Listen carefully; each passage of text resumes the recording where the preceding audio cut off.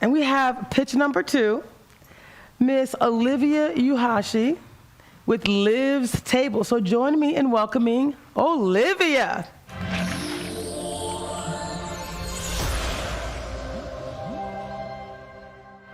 How you doing, my darling? I'm good. Yeah, You? I'm amazing. So what I'd like to ask you is just to provide us with a quick overview of your business, and then what was the one thing that you'd like to share about your experience with Sharks at the Beach?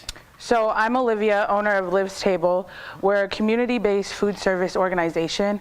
And the thing that I love the most about Sharks at the Beach is the overwhelming love and support that we got not only from our coaches and our teachers, but us as a community, as a cohort, and yeah.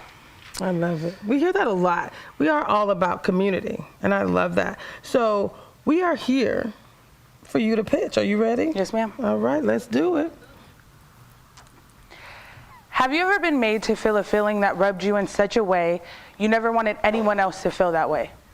On the contrary, have you ever tasted food that was so good you made it your life's mission to get anybody who is willing to try it? That's the basis of Liv's Table, creating community through food, one table at a time. I'm Olivia, owner, founder, and head chef of Liv's Table, a community-based food service organization. LIV is an acronym spelled capital L, lowercase I, capital V, and it stands for lessening the I for the larger vision. What does that mean? It's not about me, it's about we.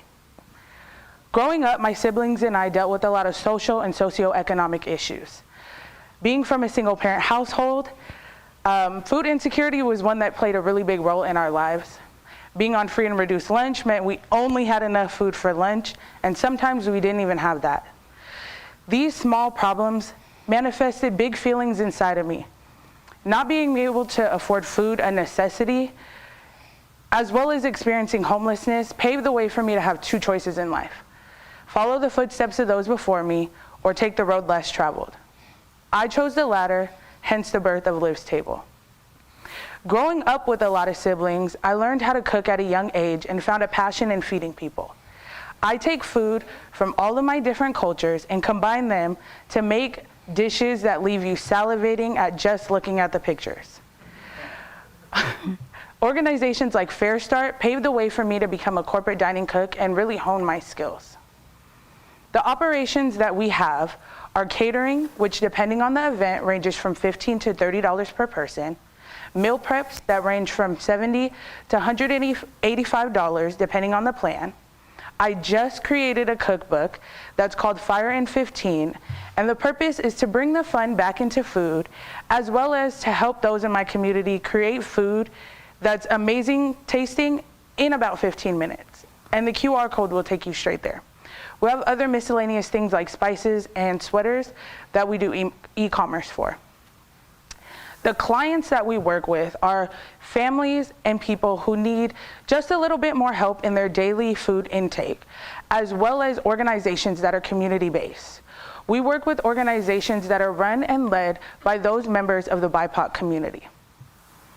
You can find us at livstable.com, or you can find us on Instagram and Facebook at Liv's Table. If you scan the QR code, it makes access a little bit easier. CORE is my favorite thing to talk about when it comes to my business. CORE stands for Community Outreach Engagement, and it is why I do what I do. We have a minimum 10% give back promise, which means we take 10% of our proceeds and give it to those who need it most. We have a partnership with Kent Hope, which is a local women's shelter, where we provide hot meals and PPE hygiene kits for them. We also have a free lunch program for the kids in my community. And because of the donation and the support from those around us, we have been able to give over 2,500 hot meals and PPE hygiene kits to the houseless community in Seattle. Our 2-year business plan is to get a kitchen that has equipment for us to do our catering, rent and overhead being covered for at least 6 months, bringing on 2 of our current volunteers as part-time staff, obtaining a work vehicle, restocking our core stockpile, and creating another space for a business to grow alongside of us.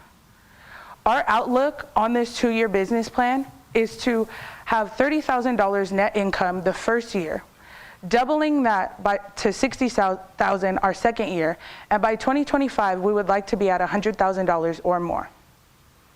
Our ask tonight is $60,000. With this money, we will get our kitchen space.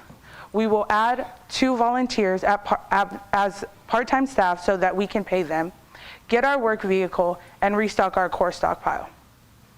I would like to thank you for your time and consideration, and as always, live intentionally, do something nice for others, and do something nice for yourself. Have a blessed day. Thank you. Wow. That was amazing. Oh my goodness, that was awesome. How do you feel right now? Great. I love it. Well, would you like some feedback from one of our esteemed judges? Of course I would. We have, hold on y'all, we have the Lewis Rudd from the famous Ezel's Fried Chicken. I don't know why I had to go do that voice. But Lewis, thank you so much for joining us tonight. What would you like to share with Miss Liv's table, Olivia Yuhashi? Well, first of all, I'd like to say great presentation, and we have a few things in common there. The food and lots of siblings. I'm one of 10.